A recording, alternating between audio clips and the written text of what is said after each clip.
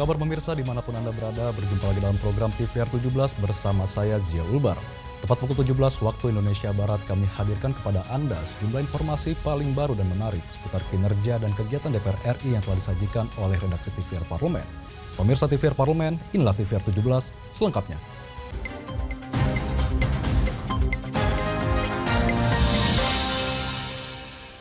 DPR RI menerima piagam penghargaan hasil pengawasan kearsipan sebagai peringkat terbaik pertama untuk lembaga tinggi negara, lembaga non-struktural, dan lembaga penyiaran publik dengan predikat sangat memuaskan. Dewan Perwakilan Rakyat Republik Indonesia menerima piagam penghargaan hasil pengawasan kearsipan sebagai peringkat terbaik pertama untuk lembaga tinggi negara, lembaga non-struktural, dan lembaga penyiaran publik dengan predikat sangat memuaskan.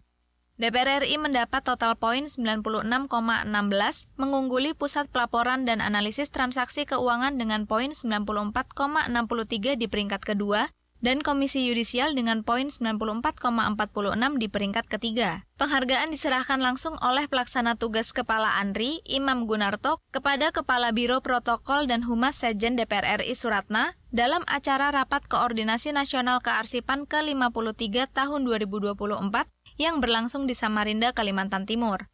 Peringatan Hari Kearsipan Nasional tahun 2023, DPR RI mendapatkan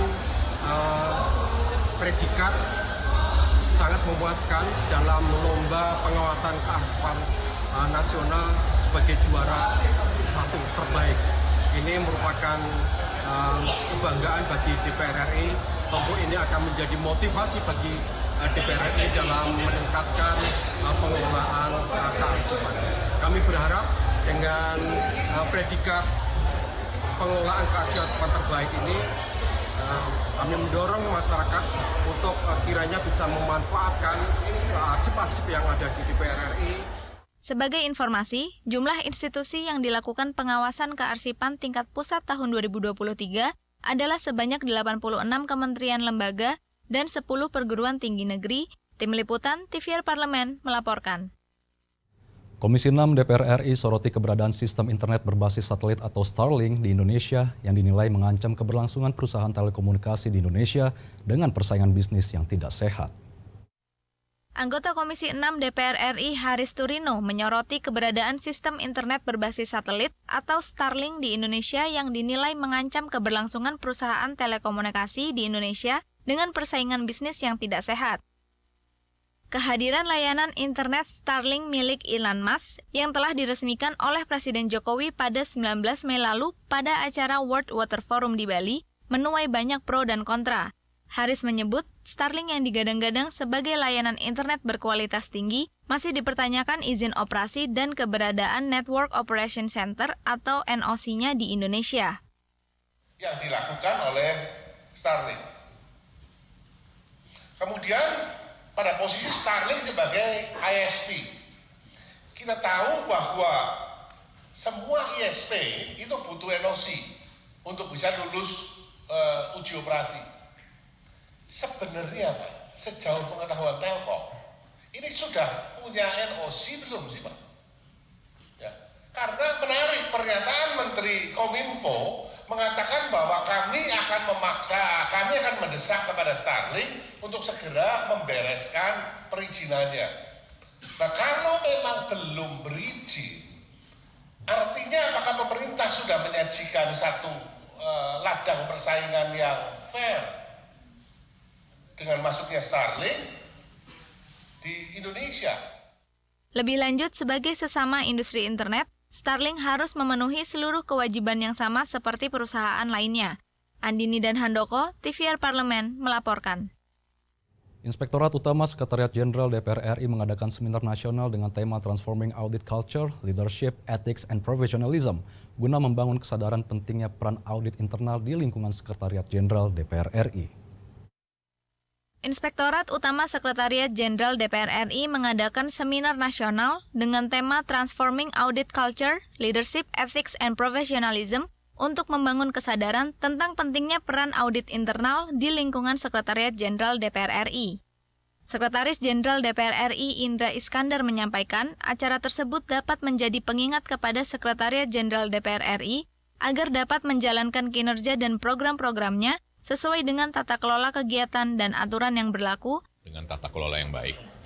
Nah ini bulan kesadaran audit internal ini bagian dari untuk kita terus-menerus meyakini bahwa apa yang kita lakukan itu sudah sesuai dengan aturan dan ketentuan yang ada gitu ya. Dan tentu yang paling penting semua harus akuntabel, saya kira itu. Sementara itu, Jaksa Agung Muda Intelijen Kejaksaan Agung RI, Reda Mantovani menjelaskan bahwa keberadaan auditor sangatlah penting dalam menegakkan nilai-nilai integritas di sebuah organisasi sehingga dapat mengevaluasi dan mencegah adanya kecurangan atau kelalaian dalam proses pekerjaan dalam organisasi. Jadi memang mereka di awareness, diingatkan kembali untuk bekerja sebagaimana yang sudah ditentukan sesuai SOP-nya. Ini kenapa? Karena output-nya untuk introspeksi, evaluasi organisasi. Ini mau kemana nih? Kalau memang ternyata ada kecurangan, ada kelalaian, itu bisa dievaluasi untuk dicegah di kemudian hari dan diperbaiki supaya tidak terjadi lagi. Gitu. Ferdian dan Temi, TVR Parlemen melaporkan. Pada musim haji 2024, sebanyak 241.000 jamaah haji Indonesia akan diberangkatkan menuju Tanah Suci melalui 14 embarkasi haji. Kuota jamaah haji tahun ini merupakan kuota terbanyak sepanjang penyelenggaraan ibadah haji. Informasi selengkapnya sesaat lagi, untuk itu tetaplah di TVR 17.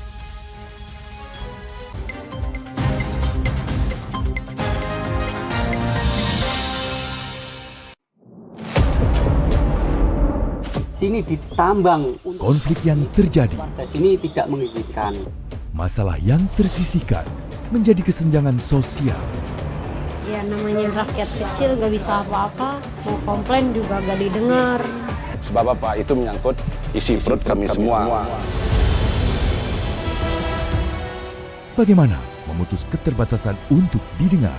Jadi kalau misalnya masyarakat sudah merasa tidak lagi ada yang memperjuangkan aspirasinya, maka masyarakat memang sangat berhak untuk meminta dewan yang mewakili mereka di parlemen. Kami menyusuri batas-batas peristiwa, mengurai berbagai polemik yang terjadi, meluruhkan suara-suara marginal, menjadi nyata dalam setiap aspirasi, melaksanakan tugasnya sebagai wakil rakyat. Saksikan Aksi Dewan setiap hari Senin dan Rabu pukul 10.30 waktu Indonesia Barat, hanya di TVR Parlemen. DPR RI memiliki fungsi diplomasi dalam menjalankan politik luar negeri sesuai dengan pasal 116 Undang-Undang MD3. Kontribusi aktif BKSAP DPR RI memainkan peranan penting dalam memenangkan persaingan global melalui IPU, IPA, IPPF, AIPA, dan PUIK. BKSAP memiliki komitmen yang tinggi dalam krisis kemanusiaan dunia. Fungsi diplomasi dijalankan untuk mendukung upaya pemerintah dalam melaksanakan politik luar negeri.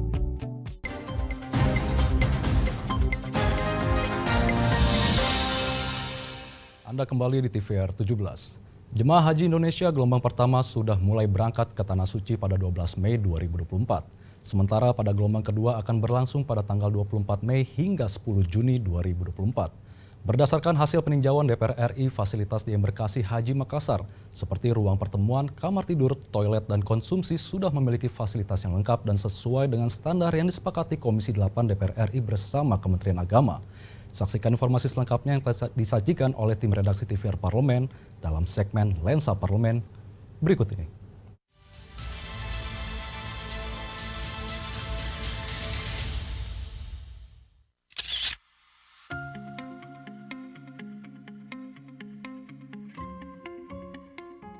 Pada musim haji 2024, sebanyak 241.000 jamaah haji Indonesia akan diberangkatkan menuju Tanah Suci melalui 14 embarkasi haji. Adapun jemaah haji Indonesia gelombang pertama sudah mulai berangkat ke Tanah Suci pada 12 Mei 2024. Sementara pada gelombang kedua akan berlangsung pada tanggal 24 Mei hingga 10 Juni 2024. Sebagai fungsi pengawasan, DPR RI melakukan peninjauan terkait kelengkapan fasilitas embarkasi untuk mendukung pelaksanaan ibadah haji, serta melepas keberangkatan para jemaah haji melalui beberapa embarkasi, yakni Makassar, Medan, Bekasi, dan Surabaya. Berdasarkan hasil peninjauan DPR RI, fasilitas di embarkasi Haji Makassar seperti ruang pertemuan, kamar tidur, dan konsumsi sudah memiliki fasilitas yang lengkap dan sesuai dengan standar yang disepakati Komisi 8 DPR RI bersama Kementerian Agama. Alhamdulillah dari pemantauan kami, hampir semua persiapan berjalan dengan lancar, mulai dari fasilitas pertemuan, tempat tidur, MKCK-nya, termasuk cateringnya kami lihat, alhamdulillah semua berjalan dengan baik sesuai dengan standarnya. Secara umum, fasilitas embarkasi di beberapa titik di Indonesia telah dibenahi. Salah satunya embarkasi Medan yang memiliki fasilitas ramah lansia. Penginapan khusus lansia telah diakomodir oleh embarkasi Medan dengan mengutamakan lansia berada di kamar lantai bawah untuk memudahkan aktivitas. DPR RI juga menyampaikan secara langsung kepada pemerintah Kota Medan terkait kebutuhan mobil golf untuk membantu mobilitas lansia. Pada dasarnya pelaksanaan tahun ini saya kira berjalan baik, belum ada hambatan, penyambutan dan pemberangkatan itu baiklah. Tapi tentu perlu ditingkatkan. Tadi ada kebutuhan mobil golf untuk lansia. Kita nggak punya anggaran, saya bisikin Pak Wali Kota, ternyata oke. Saya dengar akan difasilitasi paling tidak dua mobil golf tadi. Saya kira itu peningkatan ya, di tahun lalu tidak ada, tahun ini ada. Komisi 8 DPR RI akan terus mengawasi penyelenggaraan Haji 2024, baik pada tahap keberangkatan di embarkasi hingga pelaksanaannya di Tanah Suci.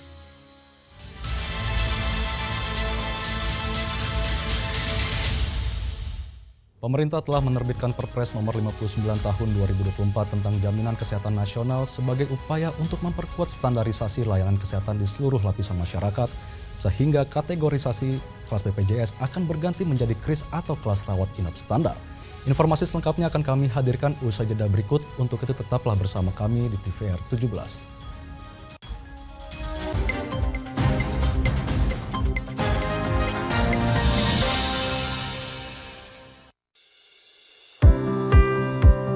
Mengenal tugas dan fungsi DPR RI. Dewan Perwakilan Rakyat atau DPR adalah lembaga negara yang mewakili aspirasi rakyat. Kehadiran DPR RI merupakan salah satu bukti bahwa Indonesia merupakan negara demokrasi. Sebagai salah satu lembaga perwakilan rakyat, apa saja tugas dan fungsi yang diemban DPR RI? Berdasarkan pasal 20A ayat 1 Undang-Undang Dasar 1945, DPR memiliki 3 fungsi, yakni fungsi legislasi, anggaran, dan pengawasan. Tugas dan wewenang DPR berbeda untuk setiap fungsinya. Yang pertama, fungsi legislasi. Menyusun program legislasi nasional atau prolegnas, menyusun dan membahas rancangan undang-undang, menerima rancangan undang-undang yang diajukan oleh DPD, membahas rancangan undang-undang yang diusulkan oleh Presiden ataupun DPD, menetapkan undang-undang bersama dengan Presiden, menyetujui atau tidak menyetujui peraturan pemerintah pengganti undang-undang yang diajukan oleh Presiden untuk ditetapkan menjadi undang-undang. Yang kedua, fungsi anggaran. Memberikan persetujuan atas rancangan undang-undang tentang APBN yang diajukan oleh Presiden. Memberikan persetujuan terhadap pemindahntanganan aset negara maupun terhadap perjanjian yang berdampak luas bagi kehidupan rakyat yang terkait dengan beban keuangan negara. Menindaklanjuti hasil pemeriksaan atas pengelolaan dan tanggung jawab keuangan negara yang disampaikan oleh BPK. Memperhatikan pertimbangan DPD atas rancangan undang-undang tentang APBN dan rancangan undang-undang terkait pajak, pendidikan, dan agama.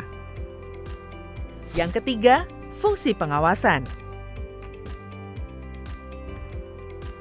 Fungsi pengawasan, DPR bertugas melakukan pengawasan terhadap pelaksanaan undang-undang APBN dan kebijakan pemerintah, serta membahas dan menindaklanjuti hasil pengawasan yang disampaikan oleh DPD. Demikian penjelasan tentang tugas dan fungsi DPR menurut undang-undang. Informasi ini dipersembahkan oleh TV dan Radio Parlemen, Biro Pemberitaan Parlemen, dan Sekretariat Jenderal DPR RI.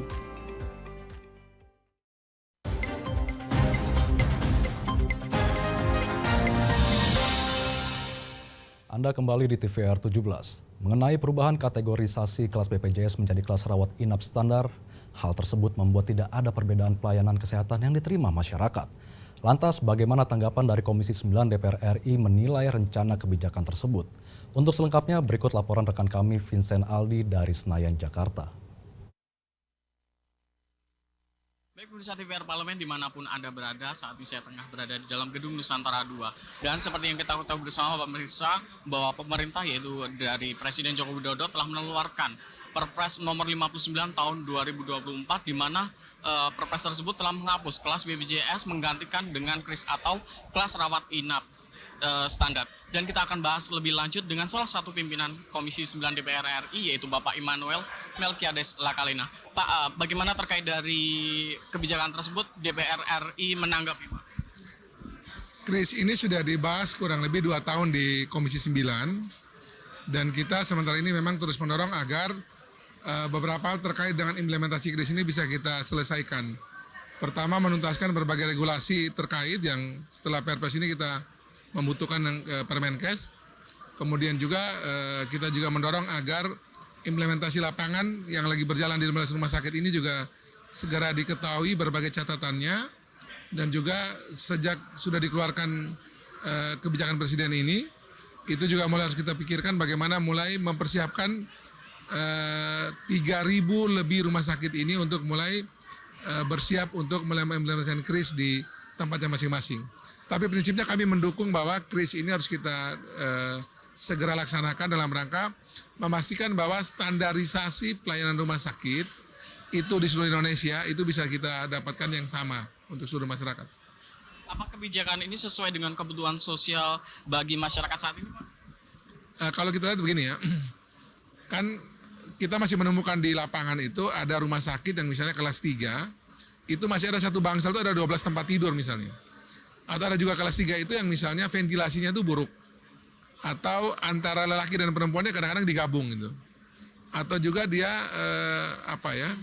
tidak ada tirai satu sama lain. Nah, di dalam KRIS ini itu dia memastikan bahwa 12 parameter antara lain tuh misalnya tirainya itu sudah dipasang ya, tidak boleh ada lagi orang saling melihat misalnya. Kemudian juga itu jarak antar tempat tidurnya. Kemudian satu ruangan itu maksimal 4 tempat tidur. Ada perbedaan laki-laki dan perempuan, antara penyakit infeksi dan non-infeksi juga itu dibedakan.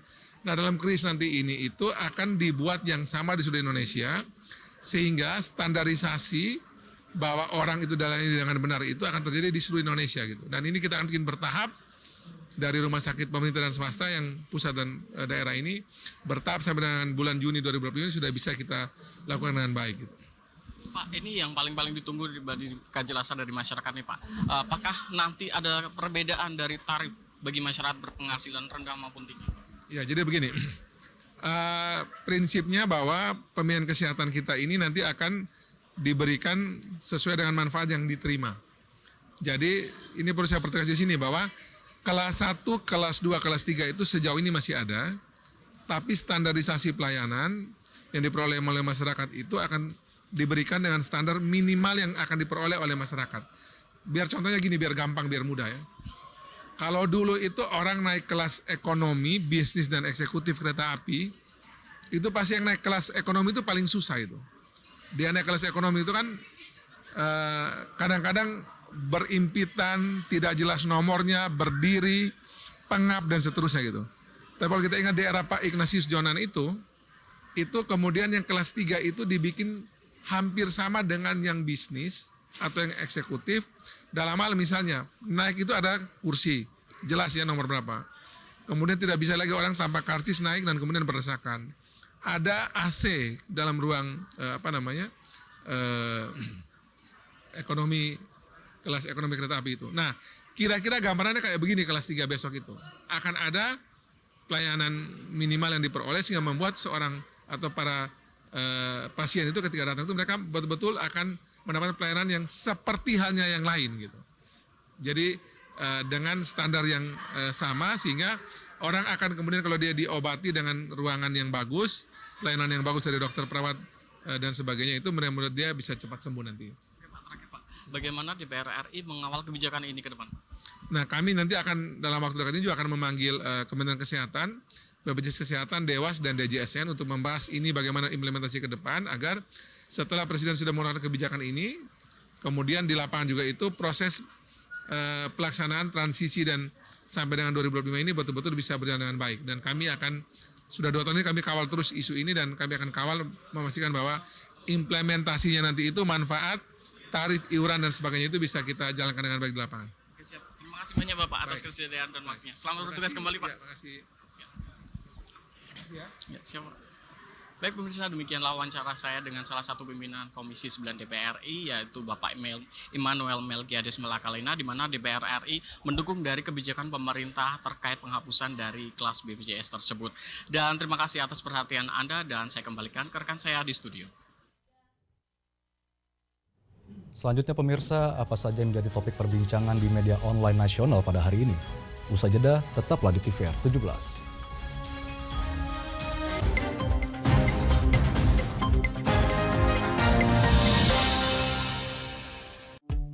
DPR RI memiliki fungsi diplomasi dalam menjalankan politik luar negeri sesuai dengan pasal 116 Undang-Undang MD 3. Kontribusi aktif BKSAP DPR RI memainkan peranan penting dalam memenangkan persaingan global melalui IPU, IPA, IPPF, IPA, dan PUIK. BKSAP memiliki komitmen yang tinggi dalam krisis kemanusiaan dunia. Fungsi diplomasi dijalankan untuk mendukung upaya pemerintah dalam melaksanakan politik luar negeri.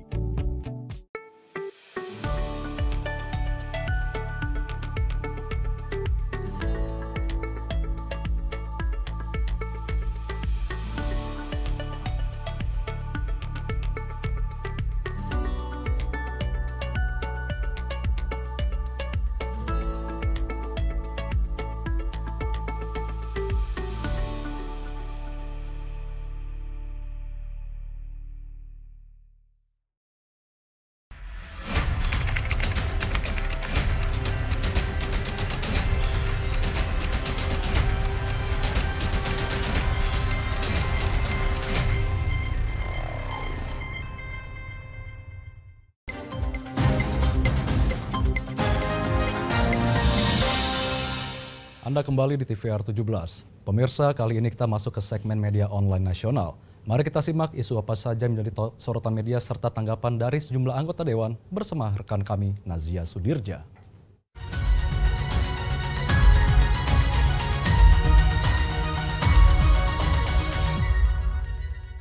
Terima kasih rekan Zia dan selamat sore pemirsa. Kali ini kita akan membahas berita yang menjadi headline di media online nasional pada hari ini.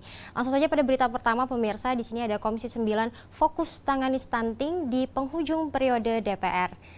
Seperti Anda saksikan di layar kaca Anda pemirsa, Komisi 9 DPR RI fokus tangani persoalan stunting di penghujung masa jabatan periode DPR RI 2019 hingga 2024 guna penurunan stunting dapat sesuai harapan dan tidak menjadi sekadar business of usual saja. Terkait dengan hal ini, anggota Komisi 9 DPR RI Nur Nadlifa menilai penanganan stunting menjadi hal yang penting dengan harapan terjadi penurunan yang signifikan. Pasalnya, penurunan stunting ini disebut-sebut masih jauh dari target yang ingin dicapai pemerintah. Komisi 9 bersama pemerintah membuat tim percepatan penurunan stunting yang leading sektornya adalah BKKBN yang terdiri dari beberapa kementerian dan lembaga. Di samping itu pemirsa, program MPASI yang dibuat oleh Pak Menkes dan BKKBN, implementasinya dinilai tidak berjalan baik di lapangan.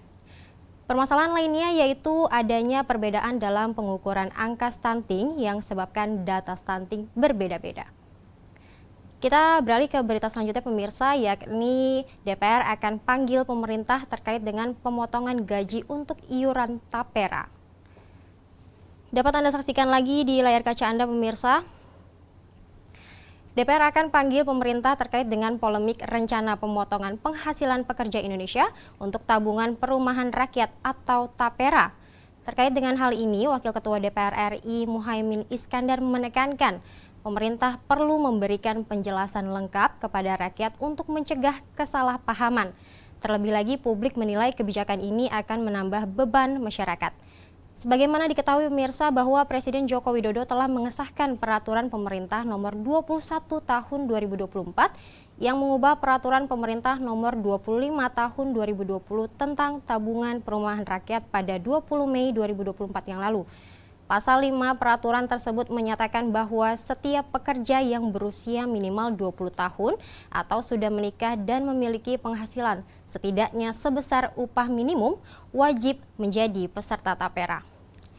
Baik pemirsa, itu tadi headline di media online pada hari ini, yaitu Komisi 9 fokus tangani stunting di penghujung periode DPR, serta DPR akan panggil pemerintah terkait pemotongan gaji untuk iuran tapera. Sekian dari saya Nazia Sudirja, kembali ke rekan Zia.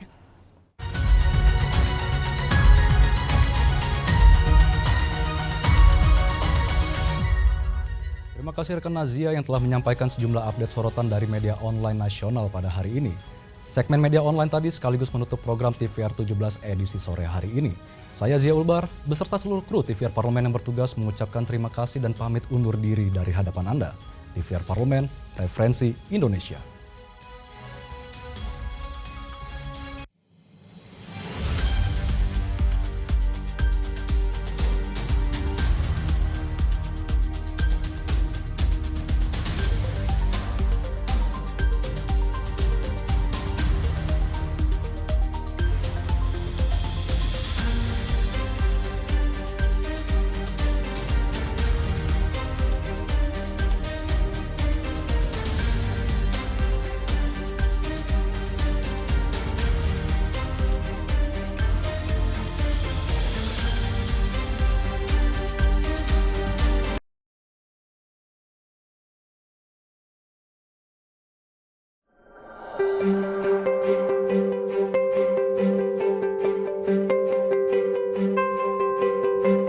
Komisi 3 DPR RI merupakan salah satu alat kelengkapan Dewan yang mempunyai ruang lingkup tugas di bidang hukum, HAM, dan keamanan.